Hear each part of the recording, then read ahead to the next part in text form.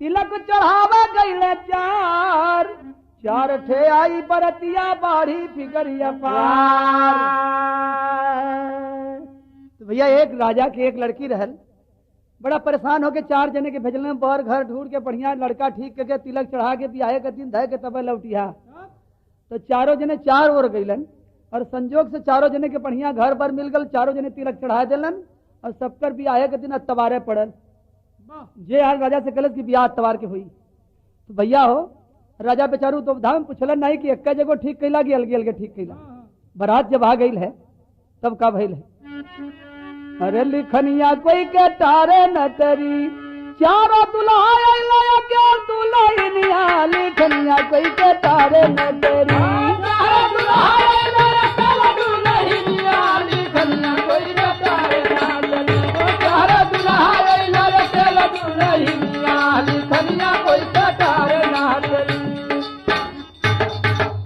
रुखसत होके चारों पहुंचे अनुपम करके साज सिंगार। रूख बदल गई महाराज की भूल से होना पड़ा लाचार।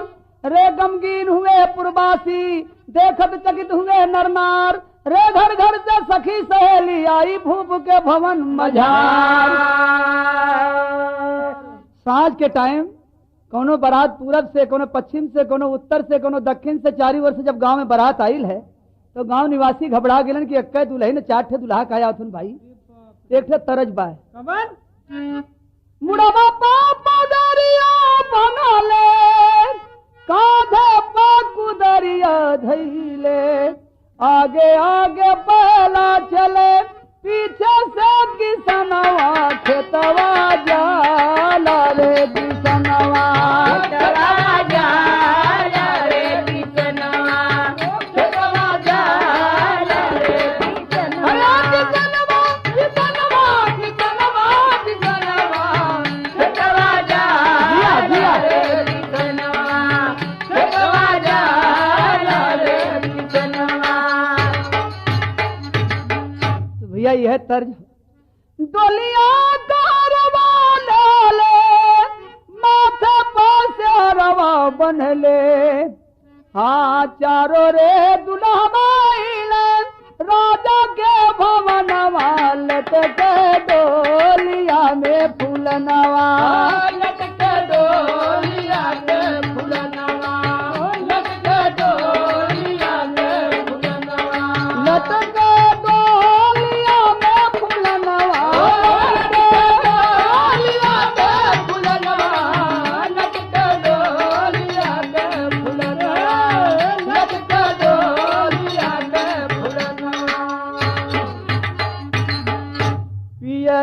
कन्हावर सोहे गोड़ में महावर सोहे श्वेत टीका मथवा पर जामा में फूलनवा लहरे कुसुमीरे झूलनवा लहरे कुसुमीरे झूलनवा लहरे कुसुमीरे झूलनवा। चारों रे बरतिया देखो बरतिया पूजा है तो दरवाजे पर बाजला बजनवा टक टक जली मयनवा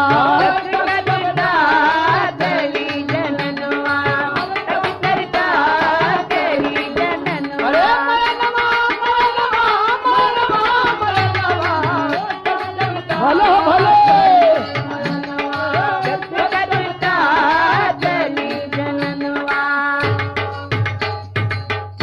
अरे भैया दुल्हन के सखी सब दुल्हन के लगे जा जाके मस्करी करे लगल कि अक्के दुल्हा बजे तरसत रहलू चच्चर जनियाल हो।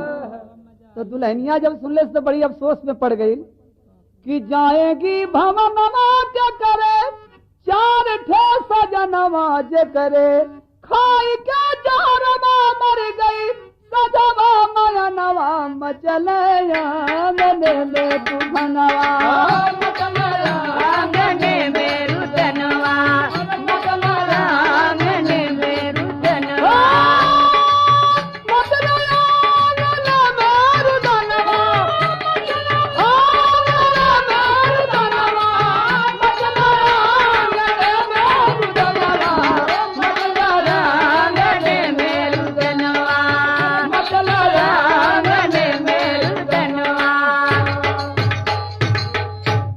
राजा साहब सोचलें कि 4 बारात आइल बा दरवाजे पर, तो चारों जने के स्वागत करी और 3 जने के समझा बुझा के लौटा कि एक जने से शादी करब, लड़की के विदाई करब। लेकिन पंचायत भर होता है तबले हर दुल्हनिया के पता लगल जहर खा के मर गई। नौनिया गई दुल्हन के लगे देखत बा कि दुल्हनिया मर गई बा।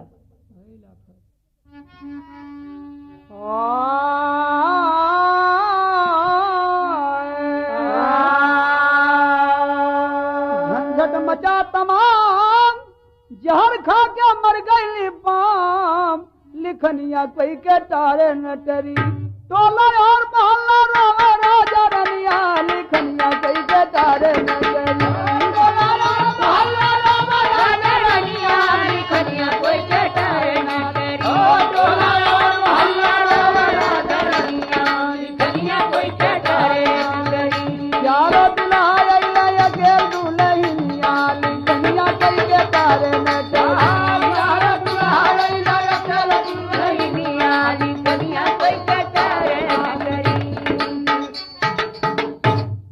भैया धीरे धीरे पता लग गई बारात में कि दुल्हन मर गई। तो चारों दुल्हा में से एक दुल्हा जो समझदार रहा सोचल कि बहुत अच्छा कैले से मर गई, और नहीं बिहाने विदाई के टाइम बाहर झगड़ा होते का दुल्हा मर जाता नहीं। अब्बो से अच्छा बा कि अपन बाराती लेके वो घरे चल देलन। 3 दुल्हा बच गईलन। ये तीनों जने सलाह कैलन कि हम लोगों ने के ब्याह करे आई लिया, हम लोगों के कारण जान दे दिले, यह बेचारी के ले चल के मसान पर फूक ताप के दाग दे के तो घरे चल जाई। तो देखे भैल का थकित ही ले लिए लाश सब ये मसान पर आए, दाह क्रिया गए तो भूप चिता में आग लगाए लिखनिया कोई के टारे न डरी ददका गया लाजा चिता पर बदनिया लिखनिया कोई के टारे न डरी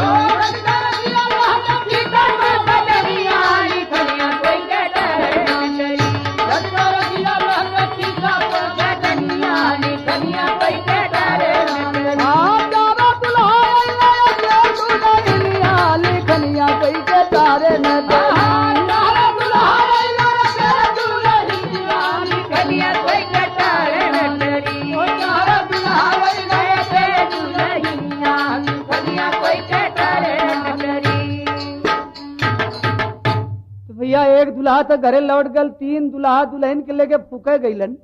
जब चिता लग गयल है और चिता पर दुल्हन के सुला देवल गयल है, आग लगा देवल गयल है, जब दुल्हन जरे लगल है एक दुल्हा सोचल कि जियत अगर दुल्हन तो सब एक बदे मार झगड़ा करत, लेकिन मुहले के क्यों साथ नहीं देते।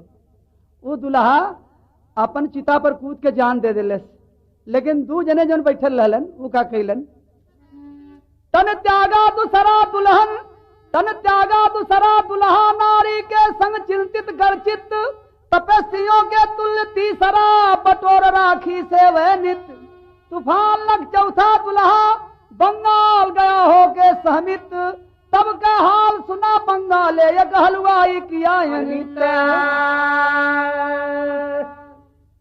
एक जने तो जल गईलन, एक जने दोनों का राखी बटोर के सोचलन कि अब यही पोत के भजन करब घरे ना जाब, और एक जने कहलन कि चलब बंगाल से जादू सीखब, जादू सीख के आईब दुल्हन जी आईब फिर से ब्याह हुई तब घरे चलब।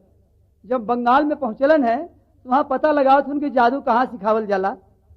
एक हलवाई की दुकान पर बैठ के नाश्ता करत हुवन और वहीं करामात का देखत हुवन कि हलवाई के 10 साल के लड़का रहल, वो खेले चल गल और खेल के जब आयल है तो हलवाई ओकर टांग पकड़ के बड़ा भारी करहा में घी चूरा चल वही करहवे में लड़कवा के डाल दिले। अभी चौथा दुल्हा सब काम छोड़ के अपन बैठ के देखा तो तमाशा। खेल में लड़का हलवाई का काफी देर लगाया, पकड़ के बेटे को पापी खौलता घी में नया लिखनिया कोई के तारे नटरी मर जा लड़का चल गया सहजा में जिरगनिया लिखनिया कोई के तारे नटरी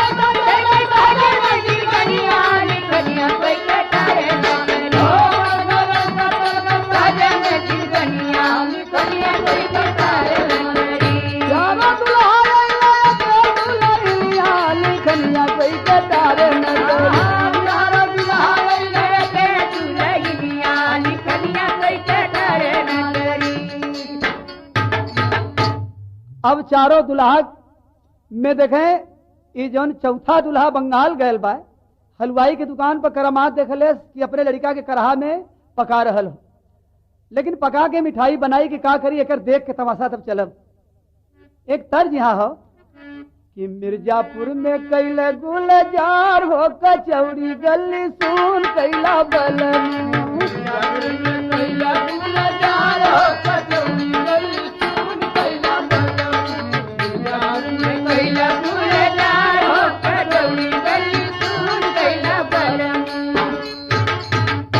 एक कजरी वाला तर्ज बेटवा करहिया में चुरवा हलवैया कहे परदेसिया बेचारा भारी पाप कैलस बदकारा कहे परदेसिया बेचारा भारी पाप कैलस बदकारा परदेसिया बेचारा भारी पाप कैलस बदकारा परदेसिया बेचारा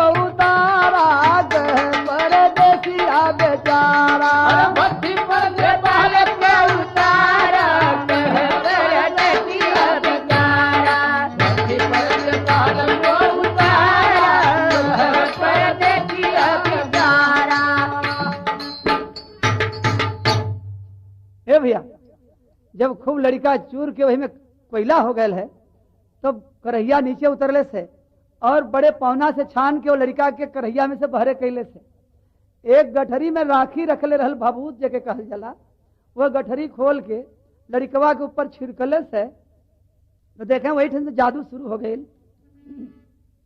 तो भई लगा लड़का उठ के बैठ गए किया कर तू पता जादू का भाबूत कहे परदेसिया बेचारा जिंदा होके बैठल तब कुमारा कहे परदेसिया बेचारा जिंदा होके बैठल तब कुमारा कहे परदेसिया बेचारा जिंदा होके बैठल तब कुमारा कहे परदेसिया बेचारा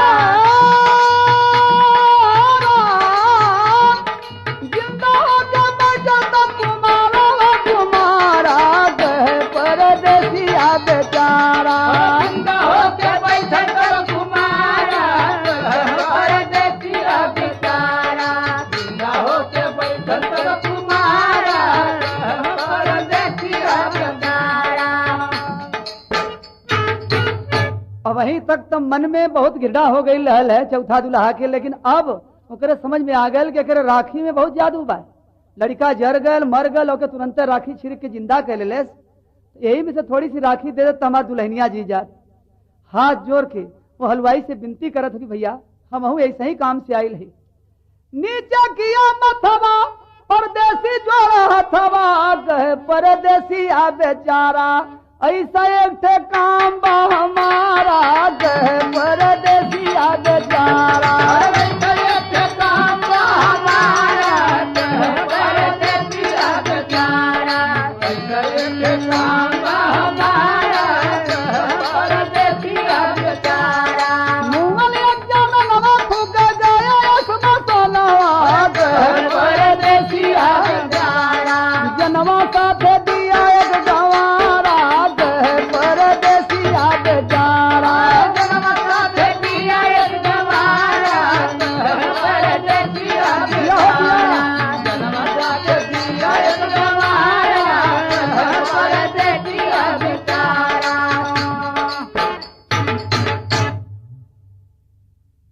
भैया ऐसे एक थे हम लोग भी 4 दुल्हा मिल के एक दुल्हन से शादी करेली। दुल्हन के पता लगल तो जहर खा के मर गई, और वही दुल्हनिया के वियोग में एक थे हमारे साढ़ुओ जर के मर गए। तो थोड़ी सी भभूत दे देता तो दुल्हन जी जात भलऊ साढ़ू जियत चाहे न जियत, लेकिन दुल्हन हमारी जी जात। तब हम घरे जा प्रतिज्ञा करके आई। तो हलवाई के दया आ गई, थोड़ी सी राखी दिले समझ से और कहले कि ले जा, जहाँ दोनों दुल्हा दुल्हन का राखी हो वही राखी पर छिड़क देवा तो दुल्हन जिंदा हो जाई।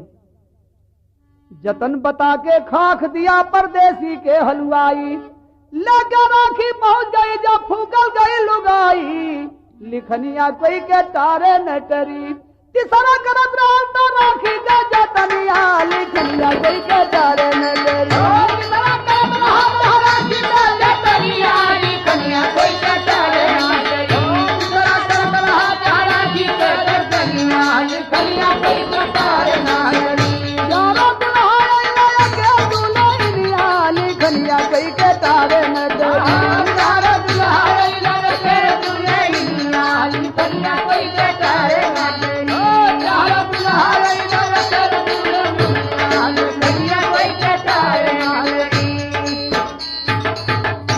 12 साल बीत गए। जब 12 साल पर चौथा दुल्हा लौटल है बंगाल से जादू वाली राखी लेके, और तब तक तीसर के दुल्हा के खूब दाढ़ी बार बढ़ गई रहल। और वही दोनों के राखी पोत के श्मशान घाट पर भजन करत रहन, साधु हो गए रहलन। तो ये कहलन कि साधु बाबा हट जा, दुल्हन जी आई हम। तो विश्वास नहीं भल कहे कि 12 साल का मरल दुल्हन ने राखी में से कैसे दी जी। कहना तो हमार कमाल देखा कि हम बंगाल से जादू सीख के अली है। तो बेचारू हट गईलन और राखी दोनों को फैला के और ऊपर से बंगाल वाली राखी छिड़कलन है। तो भयल है का खाक हलवाई का राखी पर छिड़का, निकली सुघर सी कुमारी दुल्हनिया। हलवाई का राखी पर छिड़का, निकली सुघर सी कुमारी दुल्हनिया। हम हलवाई का राखी पर छिड़का, निकली सुघर सी कुमारी दुल्हनिया। ऐसी कुमारी दुल्हनिया से कुमारी दुल्हनिया से कुमारी दुल्हनिया। खाक हलवाई का राखी पर छिड़का, निकली सुघर सी कुमारी दुल्हनिया।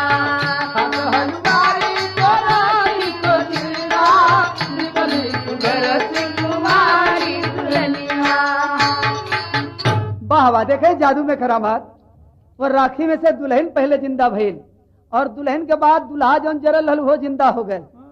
तो दुल्हवा सोचले कि हम लोग जिंदा हो गई, जकरे बदे हम प्राण देले रही है, वो हमारे प्राण प्यारी जी गई। ओकर कलाई पकड़ दिले, कहले कि अब हमार तो हर शादी हुई। हुआ पर जिंदा दिया जो साथे जन्मा, बोला हमारी बनोगी जननवा। तो तीसरा कहा हम न राखी अगोरा, इसलिए होगी हमारी दुल्हनिया। इसलिए होगी हमारी दुल्हनिया, इसलिए होगी हमारी दुल्हनिया। अरे हमारी दुल्हनिया, हमारी दुल्हनिया, इसलिए होगी हमारी दुल्हनिया। इसलिए होगी हमारी दुल्हनिया।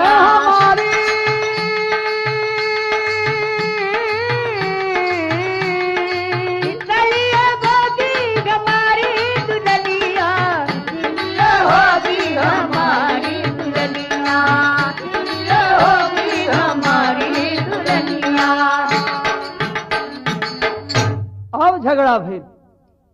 वो कहे कि भैया 3 जने हम लोग रहली, दुल्हन के संगे जरे बदे क्यों नहीं तैयार भल, हम तो कूद के करे बदे अपन प्राण भी दे देली।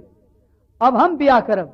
लेकिन दूसरका साढ़ू जौन बाबा जी बन गए रहलन, उन्हों के ताव आ गई। कहिया इतना दिन हम राखी अगोरली, या तो आंधी में उड़ गई होत या तो बाढ़ में बह गई होत, राखी के हम अगोरली, तब हमार दुल्हन भइल, हम ब्याह करब। हाँ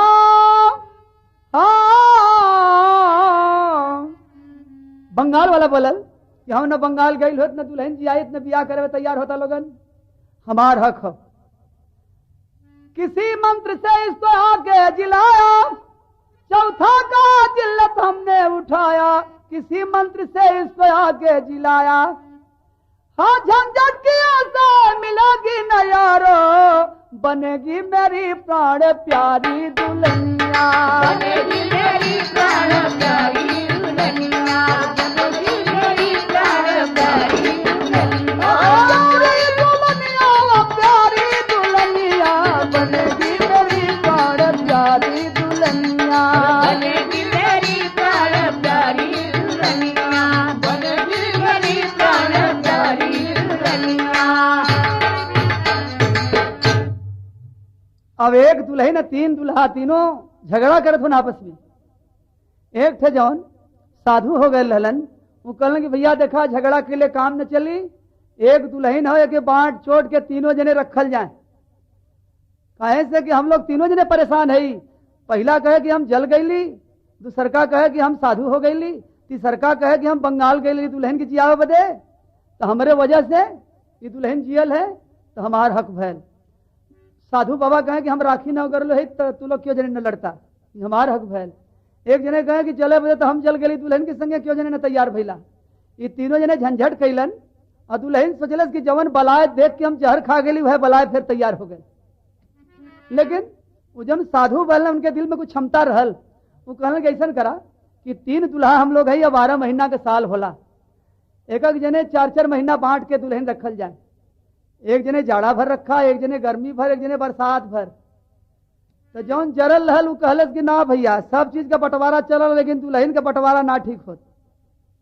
पता नहीं के करे मन में कब जौन बा जो साजे दुल्हन के खोजे खोजे लगी और एक जने के लगे दुल्हन रही तब ठीक हुई। तो सब लोग कहेंगे अच्छा तब एक चौधरी बुलावा पंचायत हुई। अरे झंझट किए सब चौधरी बुलाए, बोला चौधरी तू इसको जिलाए। भाई जब बंगाल गल हल बहुत मेहनत कैलस, तो बंगाल वाला सोचलस कि अब चौधरी हमरे जिम्मे दुल्हन लगई हैं। झंझट किए सब चौधरी बुलाए, बोले चौधरी तू इसको जिलाए। अरे बाप भाई भाई बेटी तुम्हारी न जाई तेरे अटारी दुल्हनिया, न जाई तेरे अटारी दुल्हनिया, न जाई तेरे अटारी दुल्हनिया। अटारी दुल्हनिया, अटारी दुल्हनिया, न जाई तेरे अटारी दुल्हनिया, न जाई तेरे अटारी दुल्हनिया। प्यारी दुल्हनिया रे प्यारी दुल्हनिया, प्यारी दुल्हनिया, अटारी दुल्हनिया। बनेगी मेरी प्राण प्यारी दुल्हनिया, बनेगी मेरी प्राण प्यारी दुल्हनिया। बनेगी मेरी प्राण प्यारी दुल्हनिया, बनेगी मेरी प्राण प्यारी दुल्हनिया। तो भैया बंगाल से जो राखी लिया लल चौधरी कहलन कि तू यह दुल्हन का बाप हो गईला, कि तुहार बेटी भइल और जो लड़कवा जिंदा भइल है दुल्हवा यहू का बाप हो गईला तू दोनों का। अब तुहार हक मन नहीं बा। भैया राखी के अगोरले है तो बाबाजी तैयार हो गए कि हम अगोरले रही।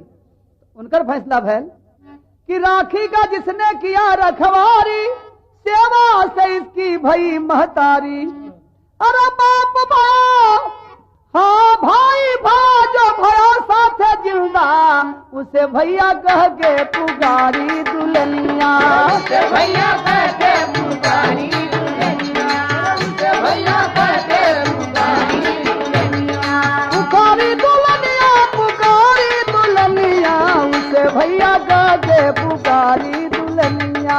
उसे भैया कह के पुकारी दुल्हनिया, उसे भैया कह के पुकारी दुल्हनिया। अरे तो चौधरी तीनों जने के फेल कर दिलन। एक जने कहलन कि तू दोनों का बाप हो गईला, और जे राखी अगोरलेस तो मतारी तन महीना 9 पेट में रख के बच्चन के अगोरली 9 महीना तक, और ये बेचारा 12 साल तक वो राखी के माता से बढ़ के सेवा के लिए सगोरे में। तो ओकर ड्यूटी हो गल माता का, जे राखी अगोरलस वो माता हो गए, और जे संगे कूद गए हल चिता पर जल गए ओकर ड्यूटी भैल कि फिर से पुनः जन्म दोनों जने का भैल है नया जन्म। ऐसे दुल्हन कऊ भाई भैलन, दोनों जने के यह जन्म से भाई का रिश्ता हो गल, भाई बहन का। तब लोग कहेंगे अच्छा और बुलावा चौधरी के। ये तो चौधरी तीनों जने के चौपट कर दिलन। अब दुल्हन कहाँ जाई चौधरी, तो चौधरी कहे कि बस एक रास्ता बा भैया। वो कौन रास्ता बा कि जवन दुल्हा जनमासे में से लौट के घरे चल गए, दुल्हन मर गई, दुल्हा घरे चल गए, वही के बुलावा लोगन। हाँ पहला पर जो घर गया उसी को बुला कन्यादान कर गया। अरे बेचन का भाई पहला की नारी वही संग गई ससुरारी दुल्हनिया, वही संग गई ससुरारी दुल्हनिया, वही संग गई ससुरारी दुल्हनिया। ससुरारी दुल्हनिया, ससुरारी दुल्हनिया, ससुरारी दुल्हनिया, ससुरारी दुल्हनिया। वही संग गई ससुरारी दुल्हनिया, वही संग गई ससुरारी दुल्हनिया, वही संग गई ससुरारी दुल्हनिया, वही संग गई ससुरारी दुल्हनिया। तो भैया पहले के पंचायत में कितना न्याय होत रहल कि जवन दुल्हा घरे चल गए रहल वो के बुला के और तीनों जने मिल के वो दुल्हा का वो दुल्हन से शादी करौलन, दुल्हन के विदाई कह के सब लोग अपने अपने घरे गईलन। था पहला पर जो घर गया उसी को बुला कन्यादान कर गया। अरे रमन का भाई पहले की नारी वही संग गई ससुरारी दुल्हनिया, वही संग गई ससुरारी दुल्हनिया, वही संग गई ससुरारी दुल्हनिया। ससुरारी दुल्हनिया, ससुरारी दुल्हनिया, ससुरारी दुल्हनिया, ससुरारी दुल्हनिया, ससुरारी दुल्हनिया, ससुरारी दुल्हनिया। वही संग गई ससुरारी दुल्हनिया, वही संग गई ससुरारी दुल्हनिया। खाक हलवाई कलाखी बछिरका, अरे भैली सुघर सी कुमारी दुल्हनिया, भैली सुघर सी कुमारी दुल्हनिया, भैली सुघर सी कुमारी दुल्हनिया। तो बेचन कहते इन तीनों के झंझट पड़ल कपरवा, झंझट पड़ल कपरवा रामा, झंझट पड़ल कपरवा। हाँ झंझट पड़ल कपरवा भैया, झंझट पड़ल कपरवा। झंझट पड़ल कपरवा रामा, झंझट पड़ल कपरवा।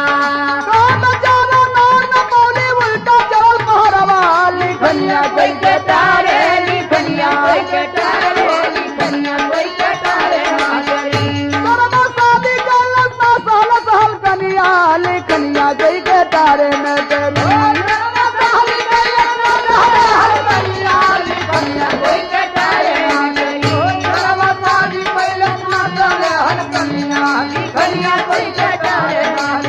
चार ठे आई बरतिया बाढ़ी फिकरिया पार, स्वामी गुरु बिहारी तोरा चरणन की बलिहारी, जो कोई रहे लिखानी सके न कोई टार।